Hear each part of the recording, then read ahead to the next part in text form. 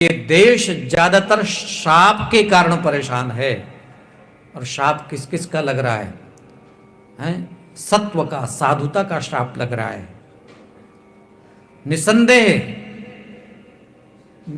शक्ति का श्राप लग रहा है इस देश को, देश क्या पूरे विश्व को। महिलाएं बेइज्जत हो रही हैं, इसलिए श्रापित है ये देश, क्योंकि गौएं कटते हैं यहां पर। इसलिए श्रापित है ये समाज, क्योंकि भगवत पुत्र का जब देखो मुंह उठा करके कोई भी अपमान करता है। इसलिए श्रापित है समाज, क्योंकि सादगी वाले को इस देश में कमजोर माना जाता है। समाज में जो भक्त है उसको कायर समझ लिया जाता है इस देश में।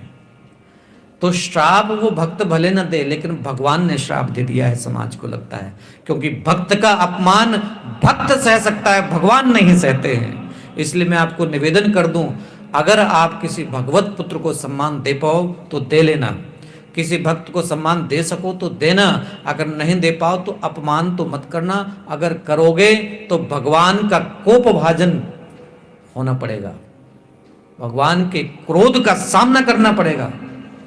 देर सवेर आज हमें पता न लगे, लेकिन कुछ समय के बाद उथल पुथल हो जाएगा सब। इसलिए जाने अनजाने हमारे यहाँ जो प्रायश्चित कर्म कहे जाते हैं ना कि करना चाहिए, प्रायश्चित रोज ही किया करो।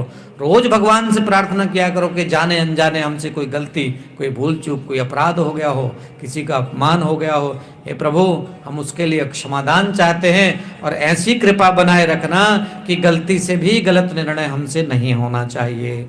अगर भगवान के चरणों में शरणागति होगी तो कभी भी पाप कर्म नहीं होगा, अपराध नहीं होगा, और कभी भी फिर वो पाप दुख बन करके आपके सर पर बरसेगा नहीं।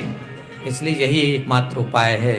आपको मैं निवेदन कर दूं, सोचने लगा है परीक्षित की गलती तो मैंने ही की है, लेकिन गलती क्यों की, मति भ्रम क्यों हुआ, उसका एकमात्र सबसे बड़ा कारण ये था